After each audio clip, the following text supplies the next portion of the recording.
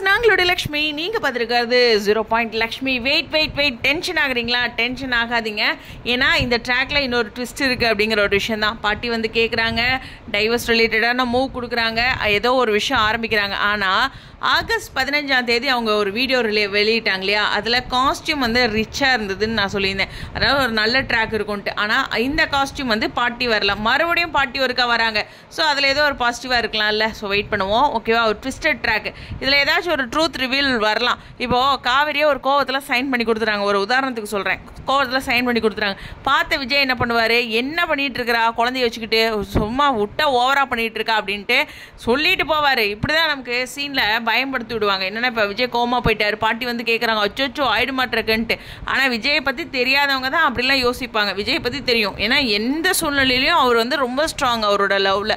அப்படி ஆண்கள்லாம் ரொம்ப ரொம்ப ரேருங்க இனிமேல் லைஃப்பில். ஸோ அப்படி ஒரு பர்சனாக விஜய் சித்தரிச்சிருக்காங்க இவ்வளோ நாளாக. ஸோ அதனால் விஜய் வந்து அந்த மாதிரி மூவ் வரும்போது இன்னும் ஒரு புரிதலோட பக்குவத்தோடு தான் ஹேண்டில் பண்ணுவாரோ. கையெழுத்து போட்டு கொடுத்துட்டால, நானும் கையெழுத்து போட்டு கொடுக்குறேன் அப்படிங்கிற விஜய் நம்ம பார்க்கவே கிடையாது. அப்படி ஒரு ட்ராக் கொண்டு வந்தாங்கன்னா நிச்சயமாக வந்து ஜம்ப் பண்ணுறாங்க விஜயோட கேரக்டர்லேருந்து அப்படின்னு தான் நான் சொல்வேன். ஏன்னா காவேரியுமே இப்போ ஒரு கோவத்தில் குடும்பத்துக்காக அப்படின்ட்டு காவேரி 1000 முறை இது மாதிரி டிசிஷன்ஸ் வார்த்தைகள் இது மாதிரி பயன்படுத்தியிருக்காங்க. ஆனால் விஜய் எல்லா இடங்கள்லையுமே காவேரி வேண்டாம் அப்படிங்கிற ஒரு வார்த்தையை ஒரு நாள் கூட சொன்னதில்லை. அந்த சுச்சுவேஷனில் 2 பேரும் சேர்ந்து போராடலாம் அப்படின்னு தான் சொல்கிறாங்க.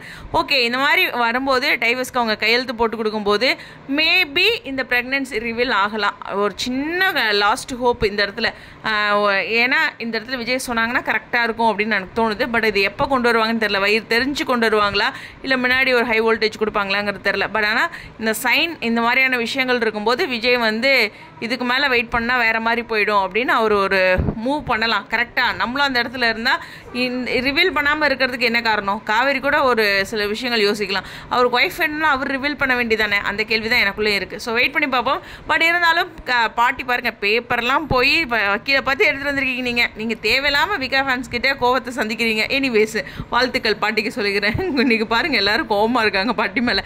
ஆனால் உங்களுக்கு உண்மை தெரியும் போது, குழந்தை இருக்கும்போது பாட்டியுமே இதெல்லாம் அக்செப்ட் பண்ணிக்குவாங்க. அவ்வளோ சிம்பிளுங்க. லைஃப்பில் போட்டு எல்லாம் ட்விஸ்டடாக இருக்காங்க பாருங்கள். இந்த ட்ராக்ல எவ்வளோ ஸ்மூத்தாக சால்வ் பண்ணுற விஷயம் எனக்கும் தெரியுது, உங்களுக்கும் தெரியுது. ஆனால் அவங்க சால்வ் பண்ண தெரியாத மாதிரி கதையை ஓட்டுறாங்க. அதையும் நம்மளும் பார்த்துட்ருக்கோம் இல்லையா? அவங்க மைண்ட் வைஸோட விடைபெறேன். இது அவ்வளோலாம் பெருசாக வருத்தப்படுற மாதிரியான ஒரு டைவர்ஸ் ட்ராக்காக வராதுன்னு நான் நம்புகிறேன். பாப்போம் டேரக்டர் என்ன பண்ணுறாருன்ட்டு. உங்களுடைய கருத்துக்கா ஸ்டேடியோன். ஆனாலும் சொல்கிறேன், இவ்வளோ இதுலேயே நான் ஒரு ஹோப் கொடுக்குறேன் பாருங்கள். என் மைண்ட் வைஸை நானே பாராட்டுறேன். ஸ்டேடியோன்.